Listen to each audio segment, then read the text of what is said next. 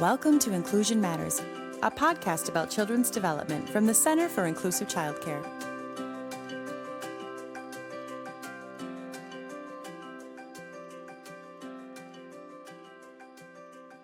Welcome to Inclusion Matters, a podcast from the Center for Inclusive Childcare. I'm Priscilla Weichel, the Executive Director, and I am joined today by a dear friend and colleague for many years. We've been in this work together, and she's one of my favorite people in the whole wide world. Her name is Michele Fallon, and she is a clinical social worker with an infant and early childhood mental health specialty. And so today, Michele, welcome. We get to talk to you about kids and parents and families and all that good stuff. Thanks, Priscilla. I'm really happy to be here. Well, we're going to talk today about the developmental tasks of young children and their parents. And I think that that's just a really crucial lens for us as early educators to be reminded of.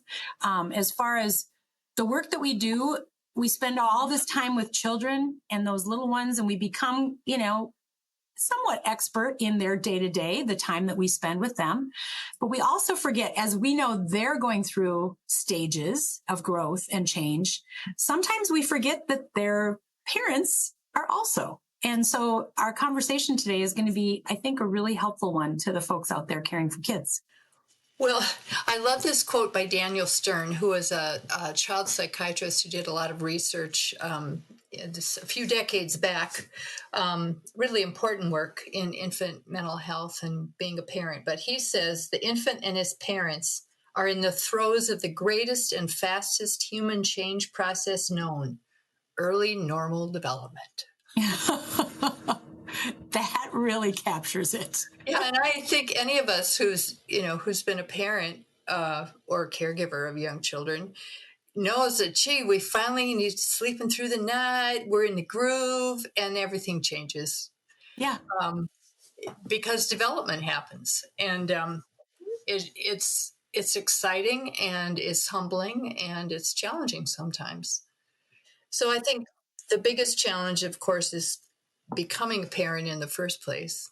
I know I was unprepared for the totality of that experience early on, something I was eagerly looking forward to. But how overwhelming the emotions were that came with it. One of my favorite recent stories is my son and daughter-in-law had their first baby, and my daughter-in-law had just finished her graduate program as a nurse practitioner. And our first visit down a few days after the baby was born, she was in the bedroom and she came out and she said, she was crying. And I said, "Oh, honey, what's the matter?" And she said, "When I was doing my practicums, these parents kept asking me really stupid questions. And now I'm asking the same questions." Oh, right. That's such a, I think for most of us, that's a really common experience. We didn't know we'd worry about some of these things or feel some of this anxiety but again, Daniel Stern talks about the motherhood constellation, which is a group of, and he studied this in Western culture, so it's not, necessarily universal, but one of the preoccupations of mothers, and now he's done work to find many of these characteristics are similar in fathers, is a preoccupation with keeping the baby alive.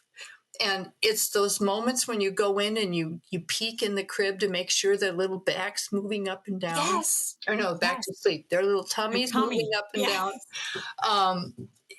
And just, how frantic you can feel when the baby's not nursing or taking the bottle. And it just completely turns your world, I think, upside down in many positive ways, but also some unexpected ways. And then you have to sort of redefine your whole self. I knew who I was as a working person, as a partner, as a friend, as a daughter. And now I'm a parent, and it shifts all those relationships. It shifts everything about me. So I think it can be the psychological reorganization required when you become a parent can be pretty overwhelming, I think. So I think parents are are pretty vulnerable. And it's really important that we remember that. And I'm thinking too, Michele, as you're describing this huge emotional change and all of the pieces that come with, you have to keep this baby alive. And when you're walking out the door to childcare and you're handing that child off to these caregivers for those very first, times, the understanding that we as educators in that childcare setting, we have to realize that that is so tender and frightening. Yeah. I think and because parents are unique human beings, they're all going to show us their emotions around that feeling in different ways when they're coming through the door. Absolutely. And I think it can stir up so many different feelings. I mean, some parents may feel just really frightened and anxious, and that's almost, it's a biological, we're wired as human beings to have these, protective feelings around our children because they're dependent on us for so much longer than any other species. So it's biology in the first place. But then there might be guilt. I feel so guilty leaving my baby. There might be guilt because I feel so relieved at leaving my baby and going back to work like a grown up. Yeah. There can be, kind of resentment and maybe some jealousy towards the childcare provider, the educator of, you get to be with my baby all day and I don't. Or what if my baby loves you more than she loves me? Oh, golly. Yeah. All that stuff. And it can come out as sadness, sort of worry that seems disproportionate. And sometimes it can come out as being kind of angry or snarky. But it comes from, I think, a really complicated place for a parent. And I don't think it might be more true for a firstborn, but that same daughter-in-law and son and daughter-in-law just had their second baby, and she's been a wreck about having to go back to work and leave the second baby in childcare. She, they're getting over it, but it's big. It's just so big, and it's biology. It is. It is biology, truly. And so when you think about, those infants, just, that first year, they have their developmental tasks that they're moving through. And so just highlight a few of those kind of common things for us to be thinking about. And then I'd love to have us move into what's it like for that parent during those stages of a child's life. Sure. I think, for an infant, first and foremost, I think that developmental task is to develop an attachment. In other words, participating in the interaction that helps me understand how the world works. If I cry, will somebody meet my need? Do I have the power to get my needs met? And what does that look like? What do I need to do to have that happen? If I cry, will someone come? Or if I cry, will someone be impatient? And again, this is a pattern, hundreds and hundreds of interactions over time. Right. And then, gaining control of that little body, It's like the first time when you watch babies and they see their hand kind of fly in front of their eyes, and there's like, where did that come from? And then pretty soon it gets more and more coordinated, and they're able to actually pull the hands in front of their eyes and look at them, and then eventually grasp things. And it's just fascinating to watch them, gain that early control over their body. But the other big one is being able to learn to regulate those powerful feelings, physical sensations, as well as, emotional sensations. And again, that's contingent on how it's going in that interaction, because our babies are completely dependent on adults to help them regulate their arousal. So if I wake up and I'm hungry and my diaper's wet, from my body's perspective, that might be like a 911 level of arousal. Yeah. And my experience of, that I'm this aroused, and then somebody comes and picks me up, and it's like, relief. And if that happens most of the time, that somebody comes in and soothes me, my brain's developing at 1,000 synapses per second or whatever, and that my brain begins to take over some of those, some of that regulation, so that by the time, if that's my experience, enough of the time somebody responds, then pretty soon I wake up and I'm hungry, but I hear about that voice say, "I'll be right there," and I can, okay, help us on the way. Help us on the way. It doesn't last real long, but over time it does. And interestingly, I think I have such admiration and respect for good infant teachers, because they can't always meet that baby's need in the moment. But it's that voice across the room, "I'm coming," that the baby learns very quickly. And there's even research to support that in group care, the child can stay regulated if their experience is, "My needs aren't going to be met right now, but my needs will be met." Nice. Yeah. So I think, we have a powerful influence, even as educators, on the child developing those skills for themselves. Yeah. Oh, I always used to think of it as, I'm the calmer of the chaos when I'm in the classroom. That even if inside me feels like, but my job for the kids in my care is to calm the chaos and to be that force of calm in those interactions. And Michele, is, I'm sure we joke on Zoom meetings when someone has a baby on the screen, because we all are just drawn to that baby. And if that baby is upset, then we're all, you want to say, "Give me that baby. Just give me that baby." Or in Target, I want to say, "Just give me that baby." Yes, right. Because we just have this yearning to calm that chaos and to hold them, in that cozy swaddle and that deep breathing and modeling that regulation and that calm. And I love that you shared that research about group care, and also just the great respect for quality infant care in early childhood is so essential, because you're setting that child up for what they need. Thinking about being the person who calms the baby. In other words, in infant mental health talk, we would say be the regulating partner for the baby as they're learning to regulate themselves. But I think we cannot underestimate our power to be the co-regulating partner for the parent.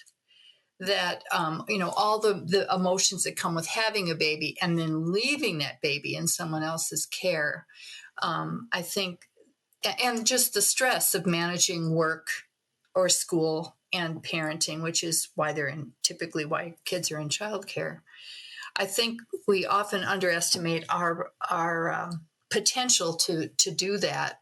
And I remember once seeing this, I was doing consultation in an infant room, and it's just a really wonderful setting. And this young mom was going to community college, and she came in at the end of the day to pick up her baby, and she looked exhausted, and she sort of flopped down in the rocking chair.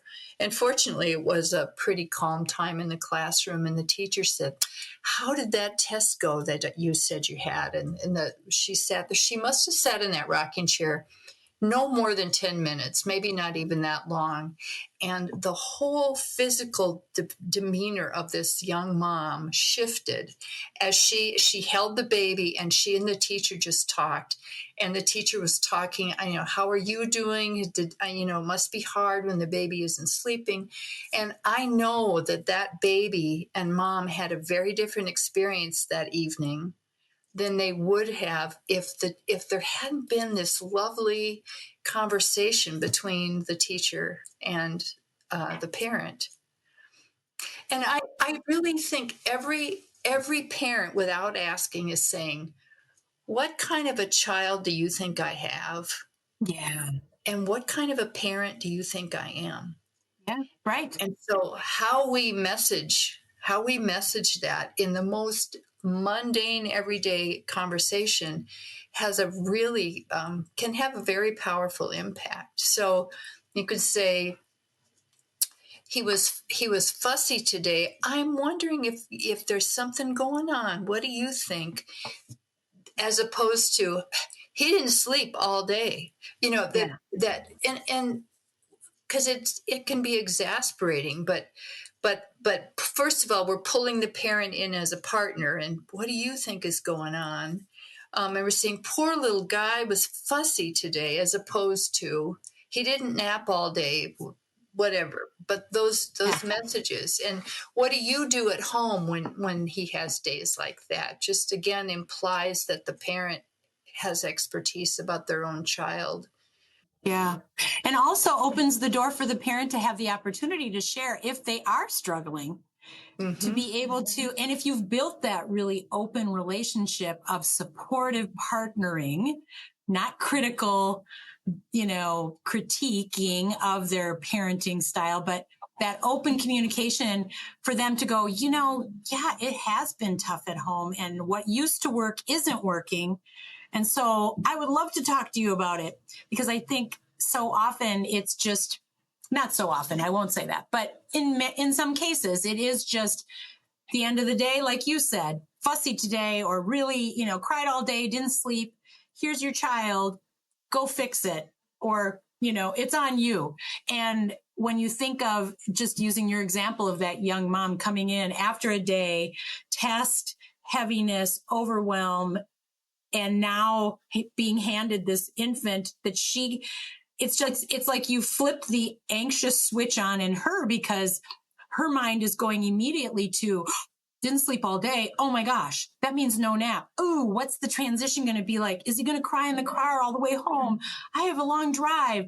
It's just like that whole reconnecting opportunity has been fueled by anxiety and worry about what's ahead, instead of, let's think together about today, and not even focus on what's coming next. Right. Yeah. I remember too seeing a really skilled infant teacher. So this was a little guy who was about to move into the toddler room. So he was walking, but the mom came to pick him up, and he wanted to be picked up in the worst way, and the mom wouldn't pick him up because no, you can walk now. You just walk.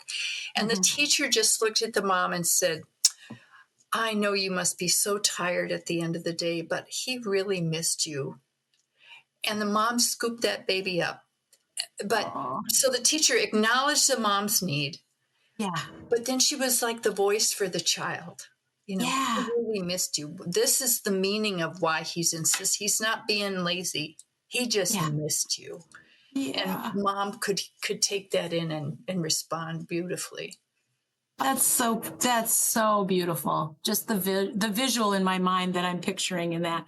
Oh, and Michele, I think that, so these things that you're describing, they really are things that it's not necessary. It's really that deep understanding of the connection of children to their parents, and what that idea that, as you said early on in our conversation, we really have this opportunity to foster and to support these essential periods of, as the quote you shared, what was it? The fastest humans change process known, early normal development. I mean, it's this really big thing. And I think understanding that it's a big thing in a good way, not a big thing in a, oh my gosh, we're never going to be able to achieve anything positive in this, but understanding it's a big thing in a way that reminds us as those caregivers that are outside of that family's home, whether it be a family friend and neighbor provider, or, or the licensed child care provider or whatever. Are we aware of how much we can do to really support that relationship? I love thinking about it and getting it out there to our listeners in a fresh way, maybe, hopefully. Yeah. I think it's just appreciating kind of the significance, that power that we have to really promote those healthy relationships, knowing that it's the quality of the relationship between the parent and the child that has the biggest influence on a child's developmental outcomes. And that parallel process of how we interact with the parent can influence how the parent interacts with the child. Yeah. And that's powerful, even though it feels hard when, drop off and pick up. While they're really hectic times, often they're also very potent times in terms of the messages that parents are taking away. Yeah, and reminding us as that early childhood educator in those moments to slow down and to think, okay, yeah, I could be doing this list of things that I know have to get done, but right now I have an opportunity to connect and help this child and this parent reconnect at the end of a busy day. So my stuff can be set aside because this is critical right now. Yeah, that 3-minute conversation can really make a difference. Oh my goodness, yes. Oh my goodness, yes. So when we think about toddlers, that's a next step because they're more ambulatory. They're look out, ready or not, here they come. That's right. I would love to talk about toddlers. It's my favorite age. All right. Well, Michele, I'm thinking that we might need a part 2 of this conversation to talk about toddlers, because we've had such a lovely time talking about the connection for infants, and it would be nice to be able to spend a little more time focusing on the toddler. And, I think that in many cases too, the toddlerhood of a child can feel like that really busy, overwhelming time because now you're not just focusing on them and you holding them, but now they're moving. And you've got the whole wide world out there and lots of dangers. So I would love to have you come back and join us for another episode and talk toddlers. Thank you all for joining us for this episode. And if you want to know more about children and their development and any of our resources, you can go to inclusivechildcare.org, and we have resources there. And I look forward to you joining us on another episode with Michele Fallon. Thank you.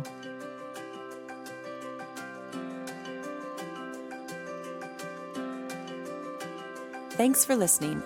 For more resources, visit us at inclusivechildcare.org.